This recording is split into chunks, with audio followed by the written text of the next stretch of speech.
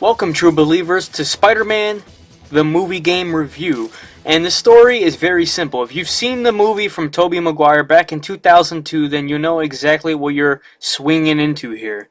This game consists of many movie scenes from the film and also a little story made up for the game itself. Tobey Maguire voices Spider-Man and Peter Parker, and you have the almighty Bruce Campbell helping you in tutorial mode. As you can see right here, you're learning how to swing.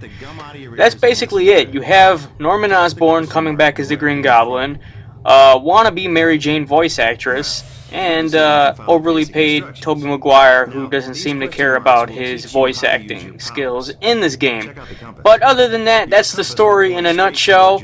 Not really much to say besides a few comic book characters coming in here, the Shocker, and a few others I won't say. But let's get into this movie review and let you guys know what I think of Spider-Man the movie game for the PlayStation 2 and original Xbox. Dwip dwip.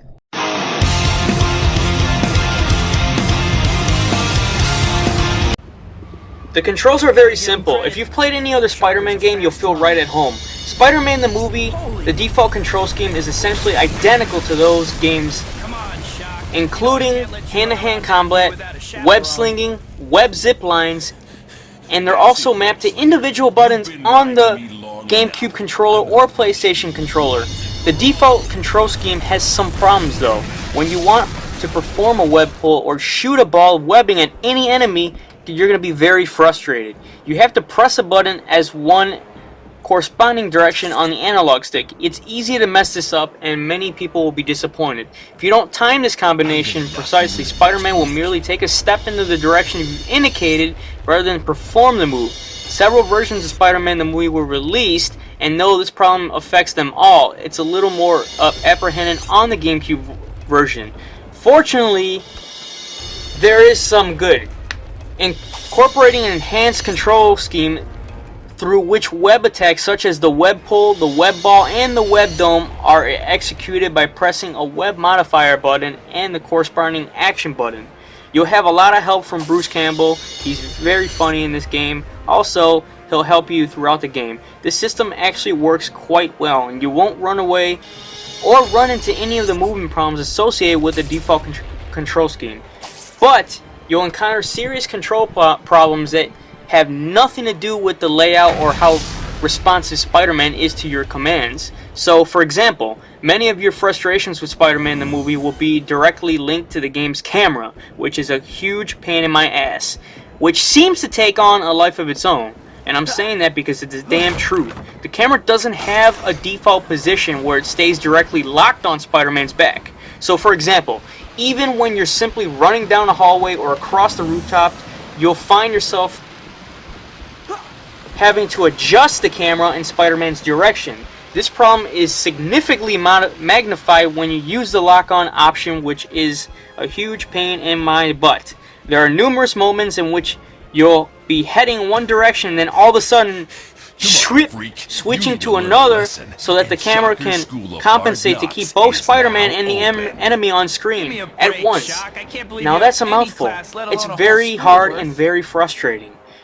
The perspective works at least reasonably well in the outdoor areas and during missions that require stealth, which occur quite frequently near the end of the game. However, the stealth element isn't done nearly as well as in any other like Metal Gear Solid, and more often than not you'll find that taking but some shadows often more cover than other do because you won't be fully hidden unless the icon is consistent but also just doesn't make sense at times. Clinging to certain spot on walls that completely visible will shade the icon, while lurking in a shadow in a corner of the ceiling will not. If anything, this makes the game more time consuming and challenging. It's very frustrating, like I said. However, there's no denying that Spider-Man stealth sequences can be pretty awkward. Thankfully, there are other types of gameplay that are much more fun. So let's get into that. Most of these occur in the outdoor levels, which unfortunately are less frequent and shorter in the indoor levels. As such, there will be times when you'll wish the game wasn't based on the movie so that it could include more of these outdoor levels with their straightforward but fun action. On the other hand, the indoor levels fall victim to the boring conventions, like those requiring you to find items that backtrack through a level to use in them. So think about it, you're gonna basically have a lot more fun outside. The movie probably won't have been much more enjoyable without these indoor levels. The basic action elements save Spider-Man the movie. The combat is fun and actually requires you to take a little scan the environment for good places to take on groups of enemies. In some of the earlier levels, you'll have to take on 5 or 6 thugs at once, which could be pretty time consuming. Some of who have guns, making it easy for them to stay back and fire at you while their buddies take swings. Like in situations like these, you'll find yourself looking for areas where you can take cover against gunfire and fight enemies hand to hand at the same time.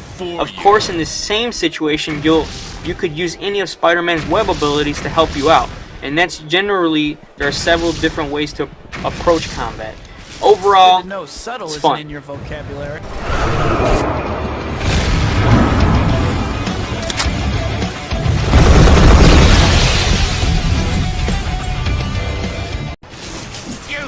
Most of the enemy character models are reasonably detailed, considering there are usually 5 or 6 on screen at once, but the real beauty of Spider-Man the movie is the main character models and the outdoor environments. Spider-Man and the boss characters all look good. You'll be able to see some really small details such as the cloth pattern in Spider-Man's suit and the reflective surface on his eye patches, and you'll be impressed with his fluid animations. The outdoor environments are massive, with plenty of skyscrapers and smaller buildings dotting the landscape. Windows all reflect the surrounding scenery, sunlight shimmers off a nearby river, the traffic scurries far down along the streets below. You'll definitely be spending first few moments of the game taking all the detail and marveling how much better the outdoor areas look than those in previous Spider-Man games. The indoor levels aren't nearly as impressive though. They still feature plenty of clean textures and some decent lighting effects. Overall, the game looks somewhat better than the PlayStation 2 version and somewhat worse than the Xbox version. While it doesn't have the crisp look, quite as smooth frame rate as the Xbox or the GameCube version, Spider-Man the movie game overall in the graphics department is very well. The textures look cleaner, the frame rate is a little more consistent, though like all other versions, they keep the same. And keeping that in mind, you'll also have to worry about Tobey Maguire. Tobey Maguire's character model looks decent, but you'll get used to it. Remember, this is an old game, so don't expect much in the graphics department.